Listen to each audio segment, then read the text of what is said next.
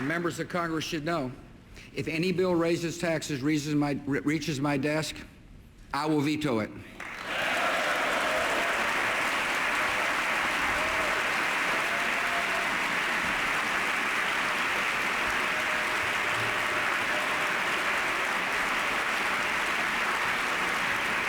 Just as we trust Americans with their own money, we need to earn their trust by spending their tax dollars wisely. Next week, I'll send you a budget that terminates or substantially reduces 151 wasteful or bloated programs totaling more than $18 billion. The budget that I will submit will keep America on track for a surplus in 2012. American families have to balance their budgets, so should their government.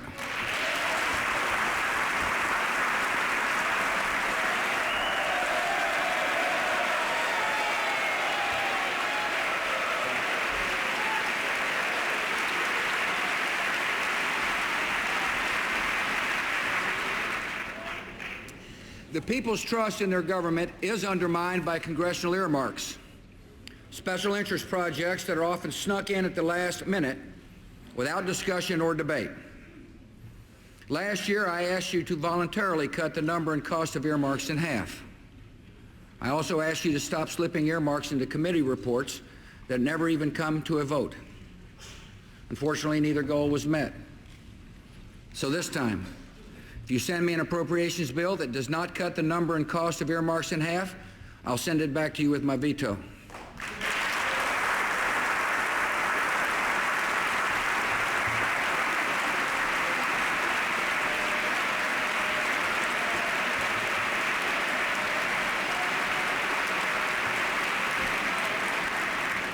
And tomorrow, I will issue an executive order that directs federal agencies to ignore any future earmark that is not voted on by Congress. If these items are truly worth funding, Congress should debate them in the open and hold a public vote.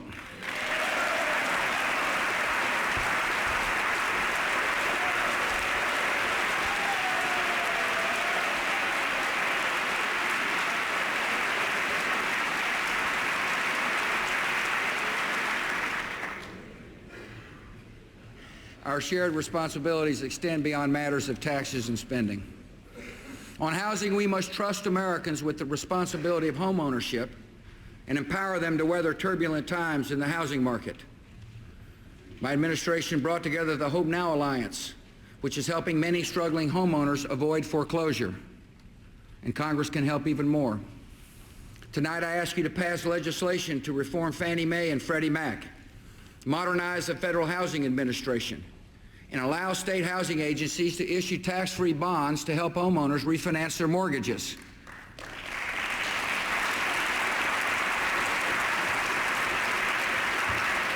These are difficult times for many American families, and by taking these steps, we can help more of them keep their homes.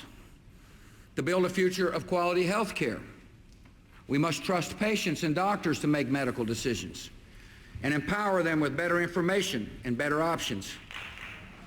We share a common goal, making health care more affordable and accessible for all Americans.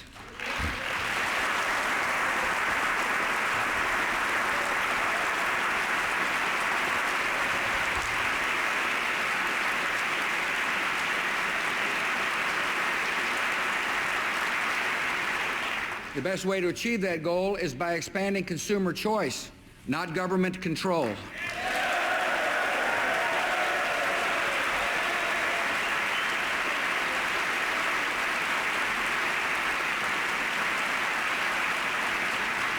So I propose ending the bias in the tax code against those who do not get their health insurance through their employer. This one reform would put private coverage within reach for millions, and I call on the Congress to pass it this year.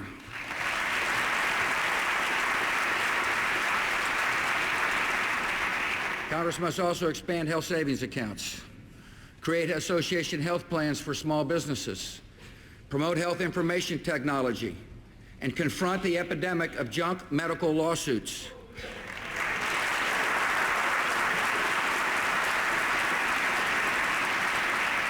With all these steps, we will ensure that decisions about your medical care are made in the privacy of your doctor's office, not in the halls of Congress.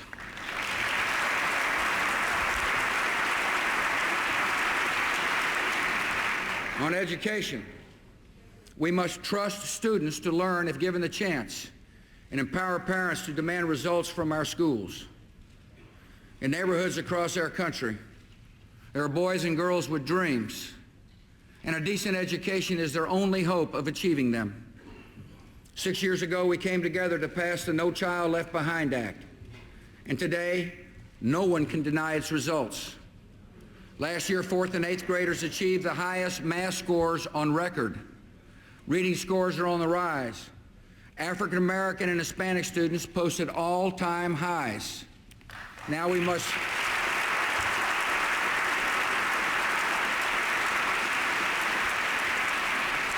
must work together to increase accountability, add flexibilities for states and districts, reduce the number of high school dropouts, provide extra help for struggling schools. Members of Congress, the No Child Left Behind Act is a bipartisan achievement. It is succeeding, and we owe it to America's children, their parents, and their teachers to strengthen this good law.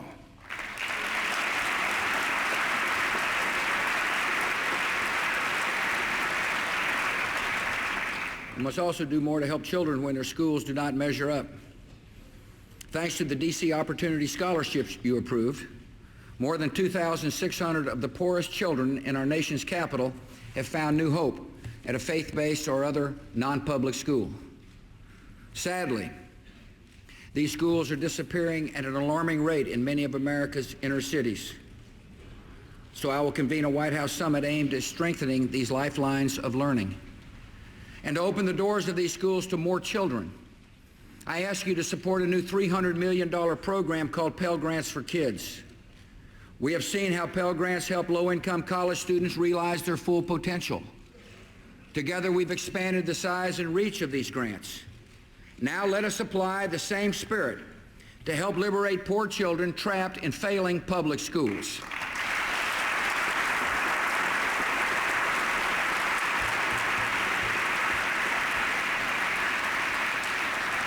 On trade, we must trust American workers to compete with anyone in the world and empower them by opening up new markets overseas. Today, our economic growth increasingly depends on our ability to sell American goods and crops and services all over the world. So we're working to break down barriers to trade and investment wherever we can. We're working for a successful Doha round of trade talks, and we must complete a good agreement this year. At the same time, we're pursuing opportunities to open up new markets by passing free trade agreements. I thank the Congress for approving a good agreement with Peru. And now I ask you to approve agreements with Colombia and Panama and South Korea.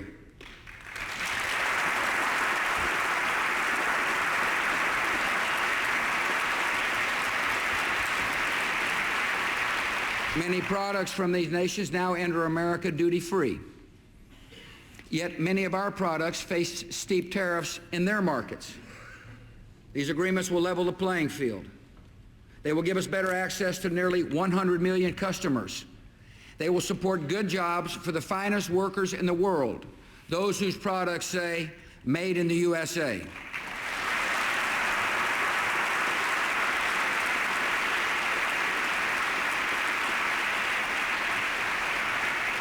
These agreements also promote America's strategic interests. The first agreement that will come before you is with Colombia, a friend of America that is confronting violence and terror and fighting drug traffickers. If we fail to pass this agreement, we will embolden the purveyors of false populism in our hemisphere. So we must come together, pass this agreement, and show our neighbors in the region that democracy leads to a better life.